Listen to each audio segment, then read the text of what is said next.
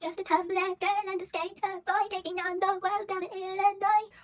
I'm stuck on Tramp Stamp TikTok and I hate it. So for those of you who don't know, these are the Tramp Stamps. They're marketed as a Riot Girl band. Riot Girl is a music genre that combines feminism, punk music, and politics. Now personally, I don't think the Tramp Stamps are Riot Girl. Their music is more pop than punk, and their politics kind of just feel like they're making fun of feminism.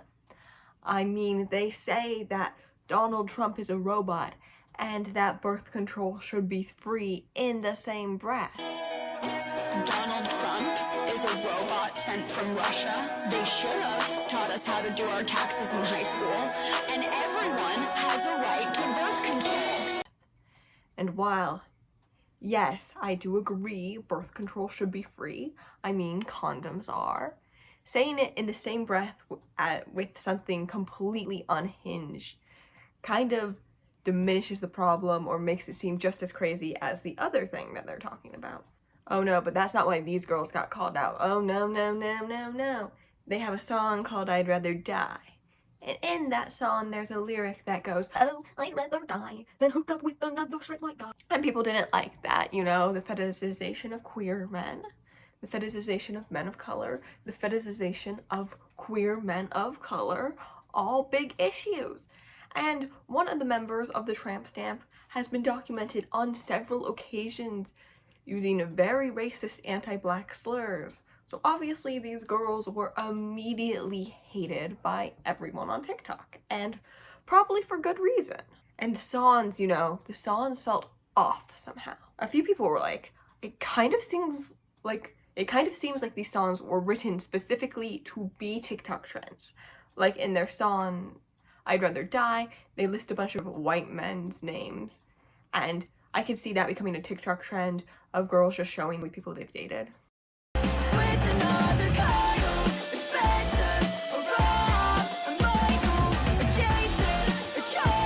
And it wasn't long before the Tramp Stamps started getting called industry plants. Now, what exactly is an industry plant? Well, dear imaginary watcher of this video, I'm glad you asked. And according to Medium, an industry plant is an artist who has a major or indie label backing their movement, but presents themselves as a homegrown startup label to create a pseudo-organic following. Now, I think TikTok is the perfect place for industry plants, because you can just go on TikTok, film a little TikTok and be like, look at this song I wrote at 3 a.m. when I was drunk. But then really there's a whole team behind you, planning your every move, writing the songs, you know, producing them. Maybe you help a little bit, but there's a whole team behind you and you're pretending, oh, I'm so cool and quirky, I wrote this song on a whim.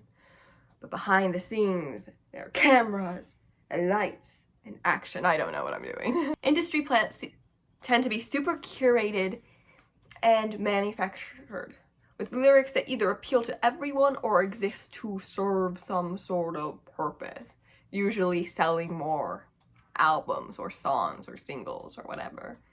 Also, the companies, producers, or whoever behind industry plants tend to rip off smaller creators and artists, which is not cool. We do not like that. Support small artists. Yeah? Okay. During my research, though, I found that most artists accused of being industry plants are either women, black, or both, which doesn't sit right with me. Black people can succeed in the music industry without having to be planted there. Women can succeed in the music industry without having to be planted there. Black women can succeed in the music industry without having to be planted there. IDK, it was weird to me that the majority of people getting called industry plants were women or black. It feels kind of icky, you know, kind of sexist, kind of racist. The only white guy I saw get called a plant in like my hour or two of research I did for this topic was Justin Bieber. People hate him, so. Knowing Callahan Bieber states in an article for Complex magazine that he does not believe in the idea of an industry plant, but he does understand why the term gets used. He says that many people get suspicious when an artist is on their radar more than the person feels they deserve to be. So, why exactly do the people think the tramp stamps are an industry plant? I don't really think it's completely sexism in this case. I mean, there are valid reasons. Like, for one thing, their first album is called We Got Drunk and We Made an EP. Ah yes, pretending to do something very organically and or on a whim to make it seem like you don't have a whole team behind you planning your every move. That's plant behavior. I do not believe that this EP was created drunk. I mean, just by the lyrics, you know what, maybe. But like their music video, the production, I couldn't do it drunk. I don't think you could do it drunk. I don't think these girls could have done that drunk. And I couldn't produce a music video or a song drunk, let alone an entire album. Granted, it's only 3 songs, so... Although, this is a staple of industry plans. Misleading your audience that you're self-made and that it was really easy for you. I don't know why, maybe to make yourself #relatable. And I don't think just industry plants do this. I've seen a lot of people on TikTok do similar things. Like, I once saw a TikTok about a girl and she was like, hee hee, I impulsively wrote a book. And I'm like, no, Carol, you did not write a 600-page book on a whim. That would have taken months and a lot of planning, probably from character arcs to story arcs to like plot development. Writing a book is a lot of work. And Carol definitely isn't an industry plant because she didn't have a book deal. You don't get a book deal until after you've written a book, unless like you're famous or something, but Carol's not famous. So why would Carol lie and pretend that writing a book was easy? Maybe it was just a flex or, you know, a way for Carol to feel good about her accomplishment. Either way, it was misleading in the same way that industry plants are misleading. But people brag about doing hard things really easily all the time. So that alone may not be the best reason to call someone an industry plant. Another reason why people think the tramp stamps are an industry plant is because of their hair. I can't really explain this. So here's a TikTok from user I Love You Alive Girl explaining it all. I don't care about these women at all, but I did see their Notes app apology where they pretty much said that they're not run, this is not a curated look by any management. And like, as someone who only understands hair and literally nothing else in this life, let me just stop you right there. This is a curated look that was created in a salon. First off, let's look at the roots. They're all the same length, I'd say an inch between an inch and a half, which gives it that really like, oh, we did this in our bathroom at 2 a.m. having a mental breakdown. We're just like you. But this is how I know it was done in a salon chair. If this was an at-home job, yes, realistically, you could lift yourself this high and get this vibrant of pink. However, if we're supposed to believe that those are like natural roots that came in over time, this pink would be pretty faded after those 4 weeks of root growth. And if this was lifted at home, it would be fried. Not this healthy and shiny. Blue seems to be the only one who faced adversity with her hair. The ends just didn't lift well, but that's probably because she used dark color over many years. I see it in the salon all the time. Seems like pink is the only one with a true root smudge, but that's probably because she has light hair naturally, and they wanted a sort of uniform, dark root, bright hair look. So shout out to the hairdresser who heard, yeah, can you just apply it an inch further down? In the beginning of I Love You Alive Girl's TikTok, she mentioned they did an apology, which I feel like I need to mention as well. I want to start by saying that starting an apology for serious stuff like racism by saying, hi fuckers, it's not great. It's not a good look. Anyway, in their apology statement, whatever it is, they say that the fact that people are calling them an industry plant is sexist. Because you can't believe that 3 women built themselves from the ground up. I mean, it's the year 2021. I think we know that women can do anything, but I think you have to admit there's something kind of off with these girls, right? And they also didn't address the fact that they worked with Dr. Luke multiple times. For those of you who don't know, Dr. Luke's the producer that Kesha is suing for sexual assault and battery and other charges. So yeah, I know that none of you are probably in the music industry, but don't work with him. Before we go, I want to talk about my favorite industry plant. Now, this plant wasn't a musician, which is what the term usually implies for.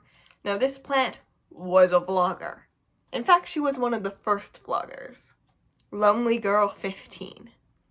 Everyone thought she was just a quirky girl called Brie, filming random videos about her life. Vlogs, as they would later become known as. But as the vlogs started to get weirder and more popular, people started to realize that Brie wasn't all that she seemed. People found pictures of Brie with wedding rings, but Brie wasn't married. And then people realized Brie wasn't Brie.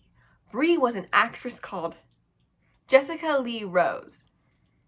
And the vlogs weren't filmed in her bedroom, but they were filmed in a set. And she wasn't just a girl filming. It was an entire production company behind her. They were called Equal. They were making a web series, but everyone thought it was just vlogs. This checks all the boxes of an industry plant. And Lonely Girl 15 was created and hit popularity around 2006, before YouTube was as big as it is today, before there were millions of dollars in it. Which leaves me thinking, could there be industry plants on YouTube today? Could there be someone who you think is filming casually in their house, but is actually filming on a set with a huge-ass production team behind them? Could I be an industry plant? Who knows? And we may never know. And that's okay. I don't think there's anything inherently bad with industry plants. Yes, they are deceptive and disingenuous by nature. And yes, sometimes the producers and teams behind them will steal from smaller artists, which, guys, seriously, that's not cool, cut it out. And because of how rapid and quickly someone can grow on the internet, it can be hard to tell who grew there on their own and who was planted there. And frankly, most of the time, I don't think it even matters. I guess this is the end of the video. There's really nothing else to say. If you made it this far, what are you doing? Subscribe. You can like, maybe leave a comment. I'd love to continue this conversation below. If you want to follow me outside of YouTube, I'm casually_Maddie on TikTok, Twitter, Instagram, and Twitch. My first live stream is gonna be this month, so make sure you try to check that out. And hey, I pinky promise that I am not an industry plant. Although, who knows? That's exactly what an industry plant would say. Well, goodbye for now. I'll see you next time.